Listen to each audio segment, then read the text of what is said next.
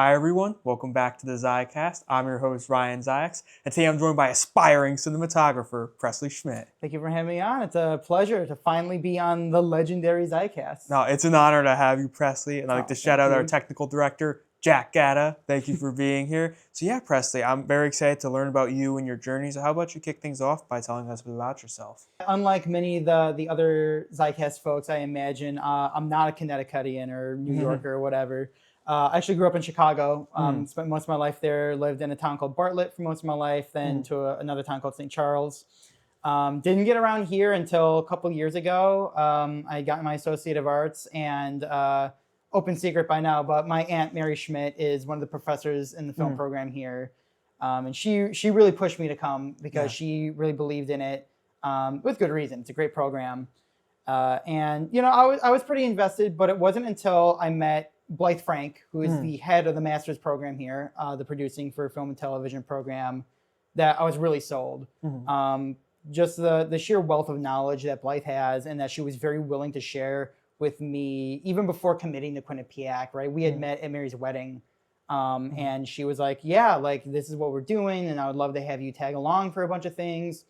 And then she told me about Cannes and the industry immersive opportunity that the program offers, where they will take a cohort of students to the Cannes Film Festival in the south of France, one of the most prestigious film festivals in the world. And that was basically like, okay, well, I have to come to Quinnipiac. So a bit of a, you know, kind of been all over the joint. Like I said, lived most of my life in Chicago, got my Associate of Arts in Florida, kind of skipped over that tidbit. And now I'm here in Connecticut. And what better way to sell a film program at Quinnipiac than to tell you about the Cannes program? Of course, yeah. Which is so incredible that I was able to join you on this past year. But what's really interesting, you mentioned not being a Connecticutter or from the Northeast and being from Chicago. I'm really curious about, like, you kind of mentioned your time in Florida too. Can you take us through your very unconventional, unique college journey? I got a somewhat late start on college. Coming out of high school, if you're not in the city, if you're not in Chicago itself, there really isn't a lot of arts opportunities. Maybe a few schools, but those are more the high-end schools. And Bartlett High School, it's not the most high-end school. You know, it's very STEM-oriented. You know, you're probably going to go get a business degree afterward, or maybe engineering if you were one of the lucky kids that got to go into the big fancy wing of the school. They had like CAD machines and all that. I was never smart enough for that stuff. I was always a very creative kid. I loved art. I loved music. I loved writing. And so I just kind of coming out of high school didn't really feel very motivated. You know, they didn't really push me to try and seek out creative opportunities, because all they really knew was, okay, here's good, you know, here's a place to go for math or business or science. You know, they had some creative writing classes, and, you know, my English class was the only class I really cared about in high school. So when that all ended, I just sort of hit this wall where I'm like, oh my God, I have no clue what I want to do. And it took a little bit of soul searching and a little bit of just being pushed by other people to kind of settle on a few things. I tried culinary school for a short minute, which is where I found out I love cooking, but I hate working in a kitchen. So that didn't work out. And it really wasn't until my folks decided to up and move down to Florida where I finally said, okay, I'll try film. My dad went to film school, and he's a big movie lover, and we watched movies all the time. So I said, okay, there's a junior college down there, State College of Florida. Let me just go check it out. And it was a fantastic move, despite how much I really don't like Florida. No disrespect, but like just not my vibe. I was enthralled from start to finish. That program really taught me a lot, and very quickly, and for pretty cheap. I saved a lot of money not going to a big university right away. Pro tip, go to junior college. And I got a lot of very practical experience, just being on a set, maneuvering sets, how to work equipment, how to communicate. It was fantastic. And got my Associate of Arts there. And that's when, as I mentioned, you know, Mary's like, hey, come check out Quinnipiac, and the rest is history. And I really relate to that a lot, because coming out of high school, I felt a similar thing, that there weren't many opportunities in the arts. I went to school for English. I got to Quinnipiac, and there's a ton of film opportunities thanks to professors like Mary Schmitt and Blythe Frank, who are part of this really great program that offers us so much. And I'm very curious kind of what your takeaways are from your whole journey. Like you say, you were able to go to like culinary school. What did all that kind of like teach you? A big thing that I got out of that sort of experience is that life will quickly pass you by if you don't take initiative and do something for yourself. In the 2-year span between me committing to State College of Florida and graduating high school, I could have been doing a lot, and that time just like it was gone. It's flown by, and it's hard to get past it at times where it's like, wow, I really could have done a lot of that time. You just kind of have to make well with it. But once I got to State College of Florida and realized, oh, I'm actually doing things for myself, I felt so empowered, right? There's nothing better than being able to say, I'm doing things for myself. I'm making progress on myself. I am doing things that feel meaningful. So making good use of your time definitely was something I got through my journey.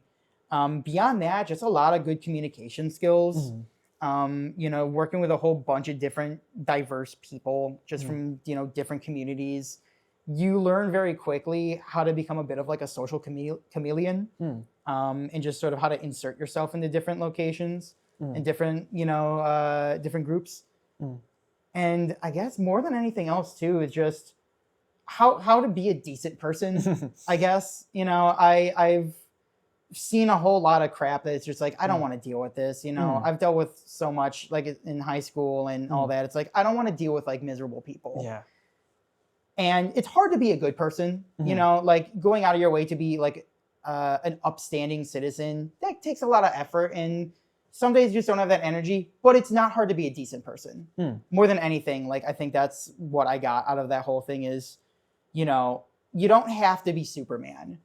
But at the very least, you can be polite to the barista that's serving you coffee that's making minimum wage. Because God knows what they got going on, And that's a really great testament to a kind of, like you said, all your experiences working with different people. And something that really interests me, you mentioned culinary school. How is something like a kitchen compared to a film set? It's funny because they're both extremely stressful.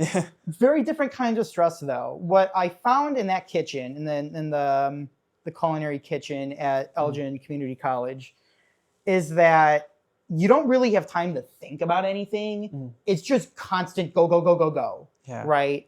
You have to know how to make the food that you're prepping. You have to know, where all the utensils are. You got to know where everything is. And if you screw up, you got to restart that whole dish. And congrats, now that person that ordered that food is going to be waiting another like 10, 15 minutes. Yeah. And that's going to look badly in the restaurant. That looks badly on you. And you're probably out of there. And that's just like disappointing people is something I fear horrifically. So like that thought of like, oh my God, I'm going to mess up this dish. Like what's happening? Like it just got to me and I'm like, no, I'm not doing it. Also, gasoline, like the gas smell in those kitchens, horrible migraines. Horrible migraines. Do not recommend it unless you're like sincerely passionate about cooking. It is like a whole different kind of like, you walk in, everything just smells like gas and propane. It's like, oh, but yeah, I love cooking. I found out I love cooking from that experience, and like cooking at home when I can relax and take my time. Yeah, great. And I think everyone should learn to cook and learn how like basic knife skills because it's just like you gotta cook for yourself. You gotta sustain yourself. Plus, it's impressive to other people. So Yeah, first thing I did when you mentioned you were in culinary school, I imagined you like in The Bear. We need hands. It's funny. I actually haven't seen that show yet, but I've been to the joint. I've been to the place it's based off of. Great sandwiches. Also in Chicago. Also in Chicago. So that's it's even more fitting. And I think it's interesting because they're both like chaotic environments that are organized, but like not really organized all the time. It's all about trying to control chaos, right? Yeah. Like kitchens and film sets, it's all about trying to control chaos as best as you can. And where I think it works for me on a set as opposed to in a kitchen is the fact that I feel like I have a better sense of like the art I'm making on a set because I'm an extraordinarily visual person as opposed to in a kitchen where it's like, I don't know, is this the right amount of paprika? Let's find out. I don't know. And if I screw up, oops, I gotta make it again. But on a set, it's like I can feel more in charge of what I'm doing because I feel more knowledgeable about it. I feel like I can handle the equipment better than with a knife. God knows how many times I cut myself with that stupid kitchen knife. But I don't regret doing it. But I can't do it. Teaches you a lot about yourself and then sets you up for things you want to do down the line. And you kind of mentioned this set. Let's talk about something you've done very recently at the time of this recording, which is work on your Capstone film, Future Tense, where you were the director of photography. Can you take us into that experience? Absolutely, yeah. So it's the biggest project I've worked on to date. Absolutely. We raised about $15,000 total. First time I've worked with a budget on a project of my own. I've helped buddies with their projects. It's like me put like, $500 into or whatever. And it's exhilarating. It's terrifying, but at the end of the day, it's so gratifying because I can look at all this beautiful footage I shot and went, oh, okay, cool. This hasn't just been like a waste of 5 years. It's like, I do know what I'm doing. And I trust all of my compatriots and all my peers that they know what they're doing because they've shown that they can do it. And, when we come together for our weekly meetings and look at the new cuts, it's like, wow, like this isn't just some like weird fever dream. Yeah. We're all actually very capable of doing these things. And it's because one, we're all good teammates and we all trust each other and we're good friends. But also like, it's real knowledge being put to the test. I might sound like a broken record right now, but it's almost surreal. Like I take my camera, I point it, and it's like, yeah, logically I'm recording this thing, but I just keep finding myself looking at this footage. I'm like, I did this. That's like so weird. Of course, not to say that it happened all suddenly. It's a lot of time and prep that goes into it. It's a year-long process. We start developing this script. The script actually started being developed before our senior year, which is when Capstone begins, right? Marjay Beasley, our assistant director, co-wrote the script with JJ DeConte, who's in the screenwriting Capstone, over the summer beforehand. And I got tagged to be the director of photography pretty early by our director, Joshua Brzezinski, and our producer and mutual good friend of ours, Michael Rada. That was one thing that I think set us off on the right path pretty early, was that we quickly figured out who do we want to work with. Our production designer, Lindsay Franco, and our editor, Grace Maldonado, they followed very soon after that. And I think it shows in all of our work just how essential that was, figuring out, okay, yes, we all work together very well. We're compatible. We're not going to like butt heads or anything. Because that first day at Capstone meetings, man, it was chaotic. People trying to figure out, oh, I want to work with you. I want to work with you. But they don't even know if they're actually able to work together very well. And not to say that the other Capstone teams are doing bad. They're all doing very well. But you can definitely tell, in moments where it's like, oh, okay, hold on, there's like a weird friction going on here. What's happening there? Is that going to affect their work? Not to get too gossipy or anything. I won't name names. But I could not have asked for a better team myself. I'm super proud of all the work that we've been doing.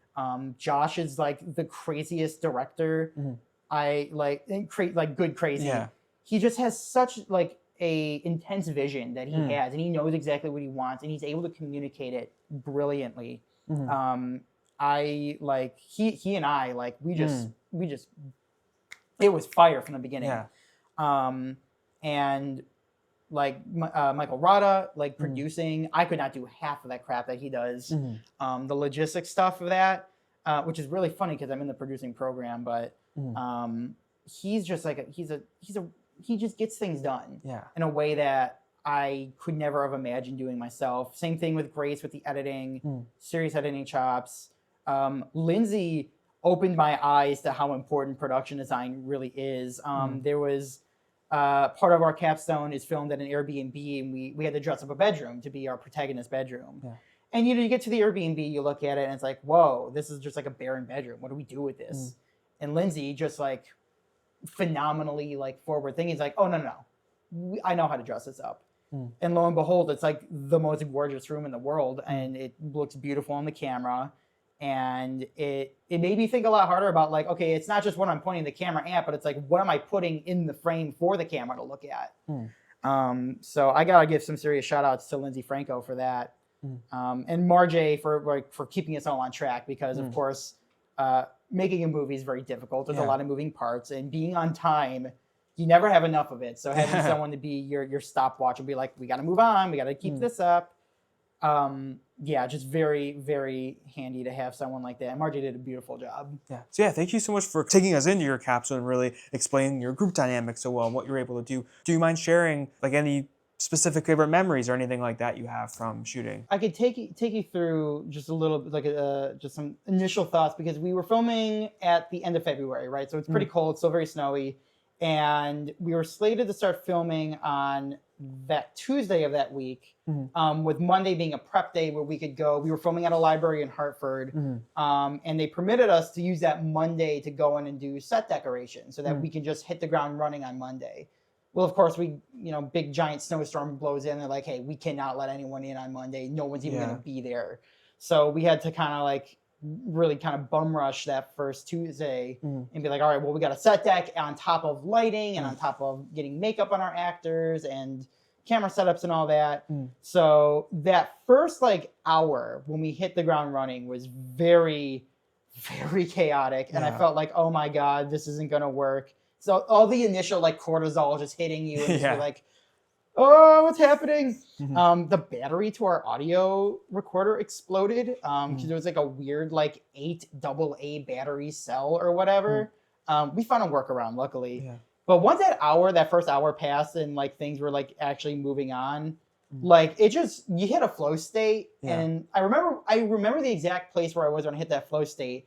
I was standing on the stairs. There was like a weird like tri-level thing in this library. And I was standing on the top of that tri-level looking like over the library, seeing our lighting setup, seeing all our PAs helping out, seeing my director like working with the actors. And it was in that moment where I'm like, oh, I'm on a film set. There's like real money at play here.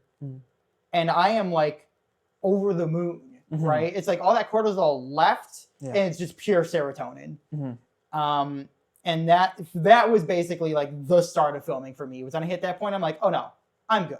We're good. We got this. Then we had our third day of filming where it definitely didn't go that way.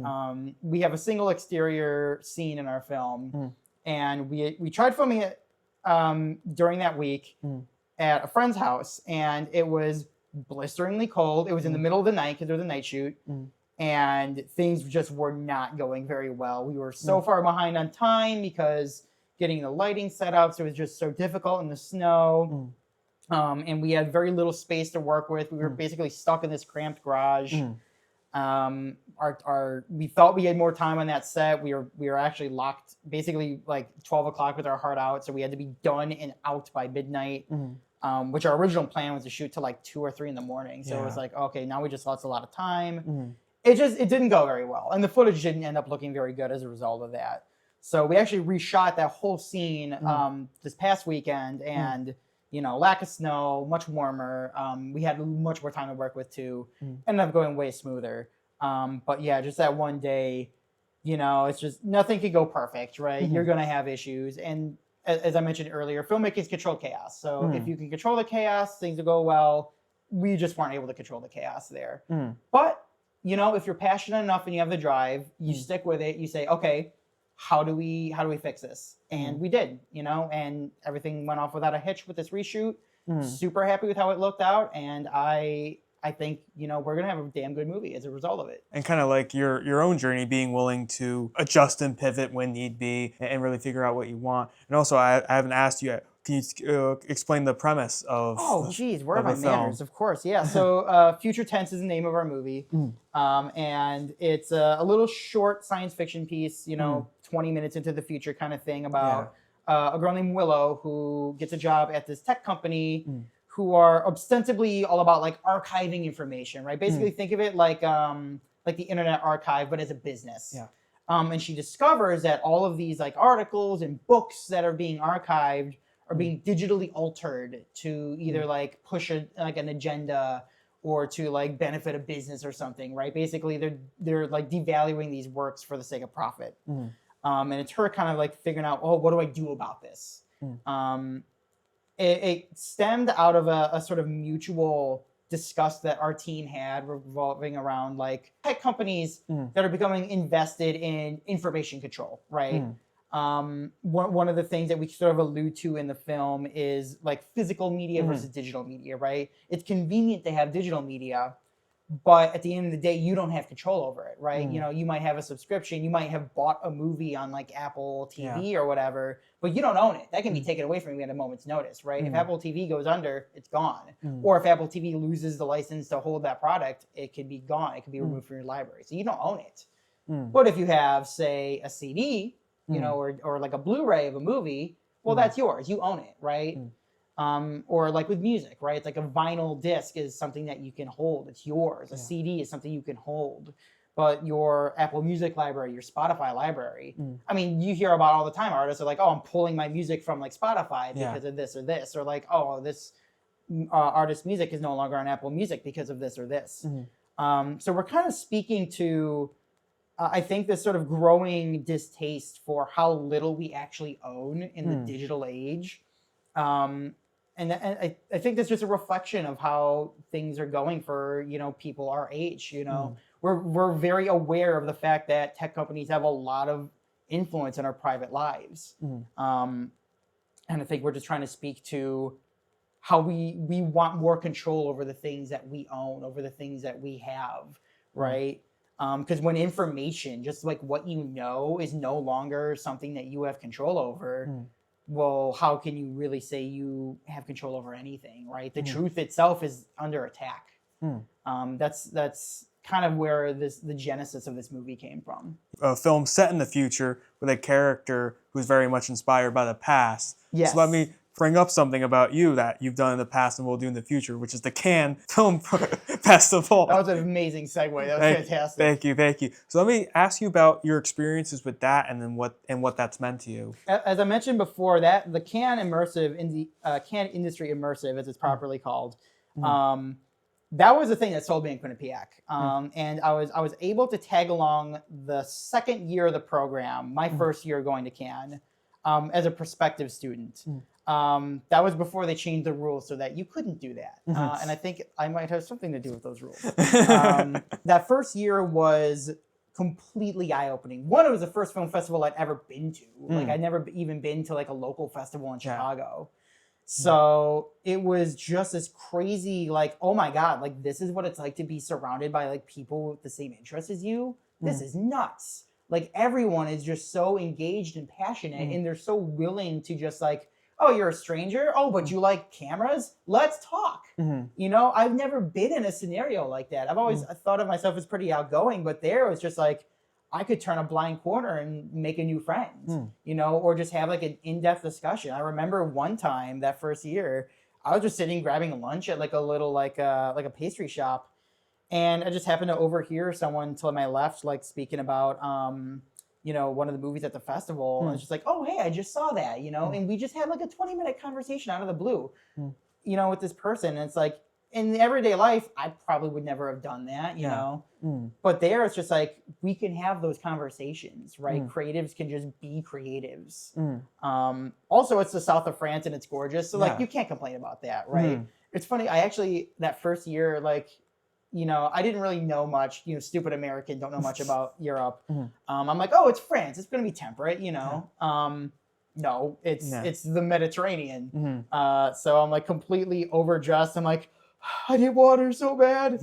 But yeah, absolutely phenomenal experience. I it's part of the experience, I should explain. You have to get an internship, right? It's not just like party and go to festivals for, you know, the fun of it. Yeah, you got to work. And I was working directly with the Gotham Film Media Institute, who Quinnipiac partners with to get accreditations.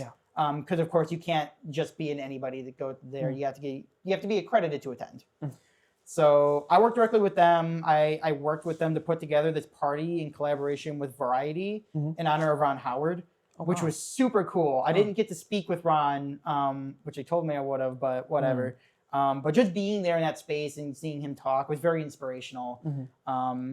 And just getting like the inside scoop on like how these companies work, you know, distribution companies and production companies all go to Cannes to try and sell and buy movies, which is like a very intriguing space, because you don't really think about that, right? If you're just the average person going to a movie, you're not thinking about, oh well, how is this movie getting to the theater in the first place, right? How is it getting to this point where I'm watching it, right? People think all the time about like, oh, like they're filming now and here are the actors in it, but the logistics of the after filming are just something you never thought about, and I certainly didn't think about it at that point. And speaking with Blythe during that trip about like, yeah, this is like a very integral process and there's a lot to it. And, if you're someone that's very dedicated, it's something you can make a good career out of. That sold me very much on Quinnipiac and on getting into the program, on the master's program. It's funny that your first film festival is the film festival, like the biggest one. Yeah, in the exactly. world. It's I couldn't have asked for a better opportunity. I gotta say that like so much of what I've been able to do has been from just the most amazing people being willing to be like, hey, you seem like someone who's really dedicated. Like, let's see what we can do, right? Blythe could have been like, hey, you're not a student, sorry, go kick rocks. Yeah. And maybe I would have went back to Chicago then and got a degree there. But because Blythe was, so willing to be like, yeah, you seem like someone that could really benefit from this. Let's see what we can do for you. And of course, Mary being, Mary, the most like amazing aunt ever. And, just people that have worked so hard for me to put me in positions to where I can work towards my success. But that first year, it's 10 days in the most amazing place in the world. In Cannes itself, it is touristy, but like, it's not like insane. I highly recommend if you have the chance to go to Cannes, even not during festival season, like check it out. It's genuinely like the most wonderful place on earth. Especially with the buzz of the festival, and you mentioned like touristy, it's kind of a good mix of locals and tourists coming in, and especially like Blythe extending that olive branch to you, and then that reaping the rewards of you coming to Quinnipiac and being able to do so many things, and then you were able to go from Cannes to Sundance as well in Park City, Utah, and its last time there. Can you tell us about that experience as well? Yeah, 100%. So I knew the second that I heard that it was like the last Sundance at Park City, I knew I had to go. And I had been planning on doing the Sundance trip with the Quinnipiac Film Society for a minute. I did get to go my first year here simply because just logistically didn't work out, but I knew I had to. And so made the concerted effort. I'm like, put the money in, put, everything I need to, sign up as early as I can, just make sure I get on that list. Thankfully I did. And man, it is, it's magical in a very different way that Cannes was. Whereas Cannes is like, big industry people and everything. Sundance is a much more independent focused thing, right? It's all about indie movies. Yeah. So, and it's, it's open to the public. So it's not so much like, oh, wow, this is like a big producer as much as it is, oh, I'm just surrounded by people who are just so in love with movies as much as I am, right? It's, I'd say chill, maybe not the right word, but it's a more casual experience that's easier to sink your teeth into, especially if you're not someone that's like invested in the film industry. Just being able to go and see these very, very, passionate filmmakers with their, very interesting and sometimes very off-kilter film projects. And it was just so beautiful. Park City and the area around it's just gorgeous. And I'm sad that it's not going to be there anymore. I would love to go back there. And obviously you can, but now Sundance is going to be in, was it Boulder? Yeah, Boulder, Colorado. Yeah, I'm super grateful to the Film Society that they could take me along with that trip and be there for the final Sundance in Park City. Some crazy good movies there. Like this, it was a stacked lineup. There was maybe one kind of dud. And even then it wasn't really a dud. It was just compared to others, Definitely if you're, I'm hoping it's picked up. I don't think it has yet. There's a horror movie called Buddy.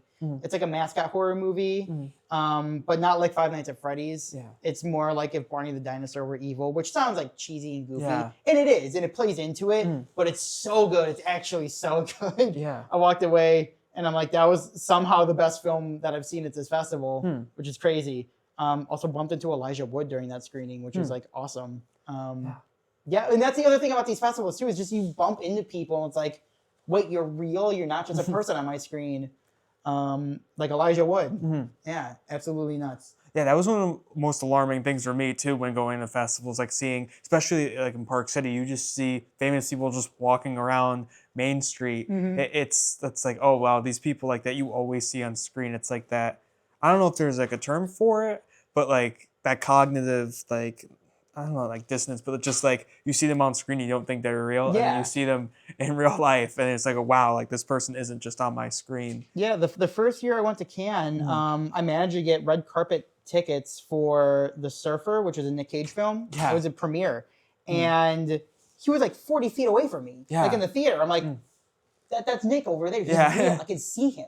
Yeah. A bunch of other people on the trip, they bumped into Woody Harrelson just on like the sidewalk. Yeah. Like no one even noticed it was him, but they're like, "Oh, it's Woody," and then he takes off because he doesn't want the attention. But like, it's crazy. It's just like these people, like, and obviously, like, it's a very ignorant statement. It's like, yeah, of course they're real people. Yeah. But they're also like people that everyone on the planet is seeing for one reason or another for these, you know, big artistic things that we all enjoy. Yeah. You can't help but be a little starstruck. No, definitely. And any favorite memories from either festival you'd want to talk about? Oh man, let's see. I mean, a lot of them. Definitely at Sundance. Was getting to see Buddy. Like that was just. It was the last movie I saw. It was the day before we left. It was a midnight screening, and just the atmosphere in the theater was just so great. Everyone was so just like locked into this movie. Like it wasn't like dead quiet. It wasn't like people are like. Anything like that, but just like the shared experience just felt so amazing. And just walking up and down the main thoroughfare at Park City too, just seeing this wonderful community. The Adobe House, that's something there. Adobe had their own venue at Sundance, and they just had a bunch of events there. One of them was like a meet and greet mixer kind of thing. And you just bump into people there. And it's just like you have a good time, you know, have a nice fruity drink or whatever. And same thing with a bunch of other venues that are there. Definitely the Adobe House at Cannes. One thing that they do at Cannes every year is that you go to this island that's just off the coast called Sainte Marguerite. And it's just one of those things that makes you really appreciate how gorgeous the planet Earth can be. You know, of course, Cannes, you know, big like movies, you know, lots of, you know, cool buildings and all that. But like Sainte Marguerite, it's just, you feel very like connected to nature in a weird way. Maybe that's like overly sentimental, but like you go there and it's just like, wow, this is just like a really beautiful spot. Like you just kind of soak it in. What were your impressions of that? Because you were there with me last year. And you know, just talking to other people about it, you know, Sainte Marguerite, like people sleep on it. It was really incredible because all this like older architecture and all this history. Because I know it's the prison with the man in the iron mask. Yeah, the man in the iron mask was jailed there. Like what? Like they had Leo here. Yeah, that's crazy. Leonardo DiCaprio was imprisoned on this island. It's crazy. And and then also like the beach was so nice and getting to go. Really, it's one of those things like people make the place, like as corny as that can sound. And being there with all my friends, going to the beach, being in beautiful weather. It's really nothing beats it. And then getting to go to this cool island near the end of the trip. Also something that really stands out to me from the island is just the view of everything. It's just like away from Cannes, so then you're seeing everything from a different vantage point. And even like you said, it's like, I know there's some like beautiful flowers, things like that. So it's a really, really nice island on a really, really nice trip. Where south of France, the place I wish I could be there forever. I know, right? Very, very fortunate to be able to have gone twice, and I'll be going again for a third time. Like, I this is gonna sound really self-absorbed, but like, I really like often feel like I'm extraordinarily lucky for these opportunities, and I try my best to not let it get to my head. Because like it's just crazy, right? Like like I said, out of high school, like I had no clue what I wanted to do with myself. I would never have imagined being able to do these things. And I'm just so grateful for everyone that's worked as hard as they can for me to be able to do these things. And I owe it to those people to like make a good, successful career. Not that that's the only reason I'm doing it, but you know, I'm just like, just over the moon at how my life has turned out for it. Definitely, and then being able to get all these experiences, being able to network with all these different people, all lead towards that, and to keep adding on to the things that you've done that have helped you. You also work with the agency as well, that a lot of other former guests have talked about. What was your experience like? So the agency is a course / student run publicity, public relations, and marketing firm at Quinnipiac University. It's the only class that you have to not audition. What's the word I'm looking for? You really interview for. For. Thank you. Yeah. And I was very fortunate to get in. And I remember like the first time it was brought to my attention. I think Mary was the one that brought it to my attention. She's like, "You should do this." I'm like, "I don't even know what that is. Let me take a look." Oh, okay, that kind of sounds neat. Like I'm not really like a PR or marketing person, but it just sounded like an opportunity for me to try something new. So sort of applied on a whim, not gonna lie. And did manage to get in, which shocked me. And I found myself put in charge of the video team, the video team alongside a good friend of ours, Megan Haley. You know, there's multiple teams. There's like a content and copy team. There's like a social media team, graphic design team, and all that. So we each had our little niches. So me and Megan were in charge of doing video content, video and photo content. So we would go to different events. One of our clients was a greyhound adoption agency. So like for greyhound dogs. Yeah. So we went to like a big trek thing where like it was, all these greyhounds were brought on, and we were just doing video and photo shoots with these dogs. It was very fun. Yeah. We did like a little stop motion thing for one of our other clients, which was like a snack foods brand. So, you know, it was an opportunity for me to do different things that I would not have otherwise even thought of tried doing. And yeah, it's one of those things where it's like, if you have a good team, like it's a really, really fun time. And I had a great team. Like all of the agency that year, that class, was just fantastic. I loved working with everyone there. Yeah, so really putting those film skills to a different use through marketing, PR, and being able to kind of transfer all that. And I'm curious if you have any like favorite memories or anything from that experience. Yeah, well, the Greyhound one definitely. Just at dog meet, there's so many cool dogs, and they're all like super playful, very photogenic. Like strangely, like they saw the camera and they locked in. Yeah. We did a few interview days because the client or the agency is also its own client, right? Yeah. It has 4 clients every semester. The agency itself is 1. So being able to kind of like learn more about these people that I work with. Because this was my second semester, right? I transferred in as a junior, so I didn't really know anyone. So it was a great opportunity to kind of like learn about people, right? And I made a lot of good friends that way. So that was definitely one thing, was doing these like kind of like little quick sit down interviews just to post on our socials and be like, hey, who are you? What's your major? What do you do at the agency? I know it sounds kind of like mundane compared to some other things, but I really genuinely appreciate getting to know people. So that definitely that. And just working, the final presentation. So at the end of every semester at the agency, there's a final presentation you do where it's basically just like a summary of like what you've been able to achieve. And it was kind of like, it was kind of stressful because it's like, my God, we have to like, one, keep track of all these things that we've done, but also we're going to be presenting professionally to our clients to try and like tell them like, hey, we actually have been doing really good work for you and we can prove it. Because they're real clients, right? They're not just like some fake, hey, it's a hypothetical. Like these are real businesses and real organizations. So it is a little like, oh, like this is like the first time I'm really doing something like this. And it came together so well. Our presentation went off without a hitch. It was beautiful. And I was just like at the end of it, a lot of relief that it's over, but also just like a sense of like, wow, like we've really done this. We're actually professionals. Kind of touching on a similar thing I mentioned too with the Capstone, where it's just like, oh, we can do this. Yeah. We are able to do this. So kind of just seeing all of that work come to fruition, kind of like the Capstone, where it's all these years at school, it all builds to something, it all leads to something, and also seeing it all means something too.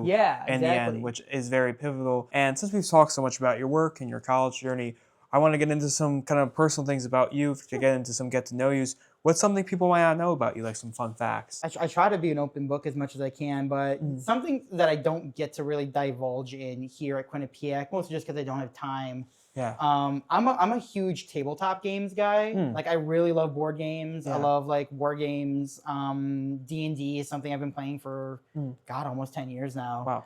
Wow. And it's something I've been itching to get back into. Like I said, time is just not on my side with classes and everything. But it's been a very like integral part of my life. A lot of my good friends, my best friend I met through, you know, just a mutual hobby of ours, just playing Warhammer. And yeah, I just, you know, I don't see it around here at the university campus. Maybe I'm just not looking hard enough. But if anyone's interested, you know, hit me up. I'm happy. I got 2,000 points of Dark Angels. Nice. Come hit me up, please. Nice. So you love tabletop games. What's one thing you love and one thing you strongly dislike? Just in general? Yeah, just in general. Just in general. So one thing I love music. Yeah. I love music. I think in a different world, if I didn't go in on film, I probably would have gone in on music. Yeah. There was a very brief period in my life where I like got into drums. I was maybe like 8, maybe 9. And I'm a self-taught bassist. I play bass guitar just in my free time. And there's just something universal about music, right? You know, obviously everyone has their own taste, but I truly don't believe there is someone out there that doesn't like music, right? If you say you don't like music, I think you just haven't found the music that you like. And I'm just constantly exploring new things in music and trying to find like new sounds, new moods, new ideas, because music, for how limited it can be in some respects, right? You only have so many notes and you only have so much range between, you know, what's visibly audible in terms of like hertz and all that. There's just like, it seems almost infinite what you can make, right? And you don't have to have a language for it, right? Like, people across the globe can listen to the same song and they'll get something out of it, right? And that's what's really beautiful about music. And I find that I can't really do what I do as a filmmaker without music in it in some way. Whether that's just like, oh, I need music in the background while I work, or, and this is something that I've been really like pushing myself with, is like when I do like things like storyboards, right? Like when I'm trying to figure out like, how am I going to shoot something? I like attach like very specific musical moments to like images, right? Not even like full songs, or just like for Future Tense, there's a moment where we have like a burning barrel, which you were actually a part of that. Yes, scene. I was. And you did wonderful. Thank you. And I remember when I was initially planning that scene way back last semester, there was a very specific moment from a song called, it's a 9 Inch Nails song from Downward Spiral, Ruiner. That's the song. It's called Ruiner. Where there's just this crazy like brass sound over these weird thumping electronic beats. It's very fast. It's almost like your heart's racing. It's discordant in a very, very different way. And maybe it's like synesthesia or something like that. But it's just like anytime I think of that moment, that particular musical moment pops in my brain. And when I see it on the screen and it feels like that my image matches that mood, it feels like I've achieved what I've tried to set out to do. I don't know if that makes any sense. So kind of like creating a rhythm, so to speak? Sort of, yeah. It's almost like if I take a moment from a song, like what's a favorite song of yours, would you say? Favorite song of mine, Learn to Fly by the Foo Fighters. Okay. That's the first one I popped in my head. Great song. So what's like a particular section of that song that you enjoy? Probably that main chorus, the Learn to Fly. Yeah. So like the way that chorus is structured, with the way that the instruments are layered, and the way that the chords that the guitar is playing, and like the drum rhythm, and just the way that it's structured, to me, like I can pick out a particular mood from something like that, right? And it's that particular mood. It's almost like emotional math, maybe, is the best way to explain it. Is how I can like figure out what I want a particular shot to feel like. Maybe I'm just crazy. I don't think that's crazy at all. But it's one of those things where it's like music is so powerful and moving that like being able to associate an image with it makes me feel like I can do my job better. It's weird. We all have our thing that really gets us kind of thinking in the way that we want to think and to visualize something, because like art, it's not a one-way street. There's just so many different ways to bake a cake. And then something that you strongly dislike. Something I strongly dislike. I mean, there's a lot. I'm not going to lie. I can be a pretty opinionated person. Yeah. In Julie Buck's class earlier this morning, we're all ranting about AI. But something that I hate, I try not to be a hateful guy. Oh, you know what I hate? This is going to be very niche-y. This is a very cameraman thing to be hateful of. There's this obsession, I think, in the past like 5 years with shooting with the lens wide open. What I mean by that is that, like in a lens, you have your aperture, and that controls how much light comes in. And it also controls how far or how shallow your depth of field is, right? Yes. Basically, how much of the frame is in focus. And there's this weird obsession with shooting as wide as you can, so only like the tiniest sliver of the frame is actually in focus, right? It's like a very small focus area. And it's like, no, I want to see the frame. I want to see everything in it. I had watched the series When They See Us by Ava DuVernay for a class, and they do that all the time where it's like they have this beautiful production design, and they're muddying it by making it just like blurry mess. It's like, no, I want to see the whole frame. Let me investigate the image, right? Stop destroying this beautiful thing you've put all this time and money into. And of course, it's not like they're doing it for like no reason, right? They're trying to be artistic, and they're trying to encapsulate a certain emotion by doing that. And I say they're successful, but I think there's other ways to do those things without rendering, you know, a whole days of work doing set decoration, you know, moot. So I want to see more films that are not afraid of shooting at, you know, at closed down apertures and being like, no, okay, cool. You can see the background. The background's like in focus too, or at the very least, it's not, you know, completely destroyed by the depth of field. If you go back and you watch movies by like Steven Spielberg, you know, he's not destroying his frames, right? You can see everything going on front to back. But then you watch something like When They See Us, or even like Jurassic, like take Jurassic Park, right? Jurassic Park, there's very few moments where like they're shooting at a really tight aperture, and it's just like, okay, you can't really see anything beyond like this dude's face. But like Jurassic World, what was the most recent one? Dominion? Or no, whatever. The one with Scarlett Johansson. It's just like there's constantly just like, oh yeah, you can't see, even like in wide shots, it's just like, yep, the focus plane stops right at the actors, and now it's all blur beyond it. It's like, really? I want to see it. I want to see it. These beautiful environments. I want to see it. So that's just my opinionated cameraman sense. And I know it's like certain scenes may call for it for like a visual effect, but I don't know, these frames are meant to be like canvases in a way. You want to see what they have to offer, especially production designers. It's a lot of work to build a set. So I would be if I were Lindsay Franco, the production designer for our Capstone, I would be so disheartened if our DP just said, I don't want to see the background. I don't want to see all this work you did. It's like, no, let me celebrate all of this imagery and all this work. Because you can still be, you know, artistic otherwise, right? You could still like get an idea out. It's like, oh, if I'm trying to focus in on a character, you can do that with lighting. You can do that with composition. You can do that with staging. You don't just have to be like f 1.8 or whatever, or f 0.95.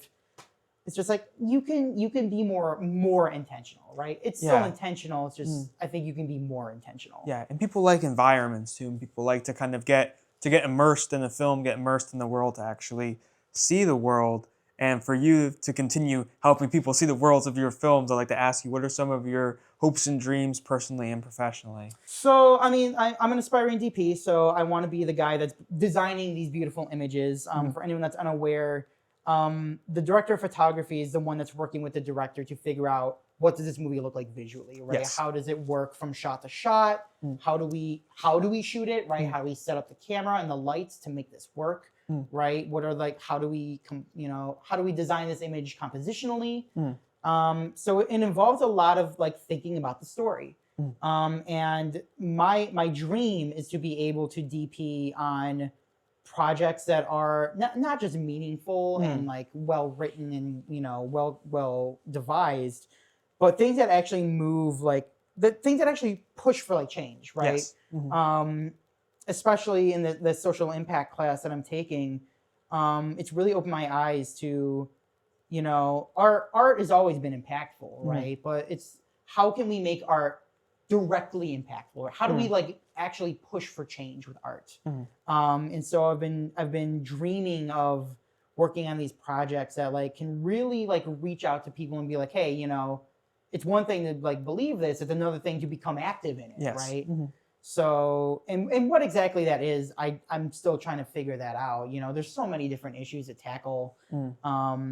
And being a big science fiction head, I'm sure, there's always going to be some sci-fi element to the things I make. But I want to make art that people can look at and be like, wow, this is not just pretty, but it's actually moving. Yeah. It makes me want to do something. And thankfully you're doing that already with future tense. Yeah. And we're speaking in the future tense for what you want to do with all your skills. And kind of speaking of movies, what are some of your favorite movies? Oh boy. I mean, I don't think I can narrow it down to just like specific favorites. It's a constantly rotating list. It changes every day, but I guess to name a few in no particular order, I'm a big fan of there's a film called The Fall. It's by an Indian filmmaker named Tarsum.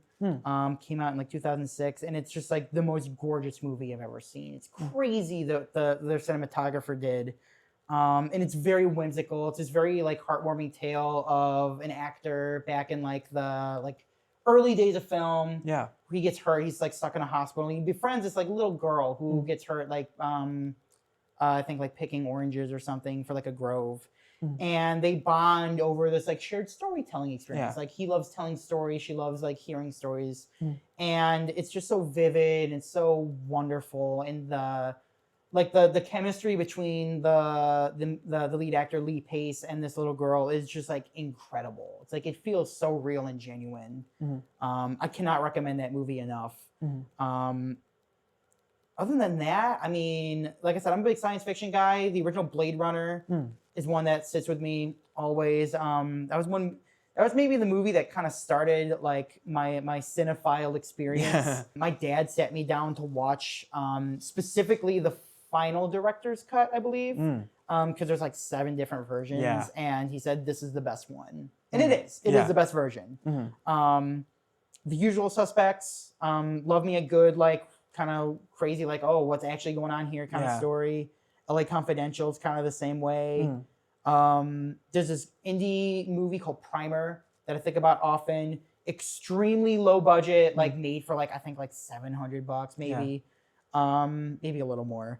Back in 2004 by a filmmaker named Shane Carruth. It's a time travel thing, and it's like the most insane time travel movie. It's so dense, and it does not treat you with any respect. It's like, you want to figure this out? Here's a textbook. Watch this movie 20 times and maybe you'll figure it out. It makes me feel like a moron every time I watch it, and I love it because it feels like every time I do watch it, I get a little more out of it. It's like, oh wait, no, it works this way. Oh, but I can't because of this. So it's just like, it's a puzzle. It's a weird enigma. And if you're into weird movies that like play with time frames and like overlapping like narrative, Primer is like a must watch. I love that movie, despite how much it makes me feel like a total moron. Great choice of films, and overall, Presley, this was a really great episode of the Zicast. So thank you so much for coming on today. Yeah, thank you for having me. A wonderful experience. Yeah, and I'd like to ask you if you have any motivational words or plugs or anything you want to leave the audience with. Yeah, sure. We touched a little earlier on like, my weird start and like the little gap I took, and I guess I would say that if you ever feel like you're behind on life, life is a precious, or time is a precious currency, and you can't waste more time on thinking about time you don't have. The best thing you can do for yourself is to just keep moving, and it will be hard, right? It's hard to get over things that bother us, but if you can just find that strength to go, I don't care. I'm going to do these things regardless. You will be the happiest person on the planet for it. Very impactful, and you've made quite the impact on me. Working with you is always fun. You're always so skilled with everything you do. You're like a do-it-all. Working on a film set with you is always enjoyable, and you always know your stuff, which is quite vital. So thank you so much for spending some time today and sharing your insights. I really appreciate it. Yeah, always a pleasure to speak with one of my favorite human beings. Aw. And to finally be on the Zicast. Of I've been course. hearing about it ever since I got here. And so this has been fantastic. Yeah. Thank you so much. Right back at you, Presley. And as always, this is Ryan Ziaks for the Ziaks, where everyone has a story. Signing off. Thank you so much for listening.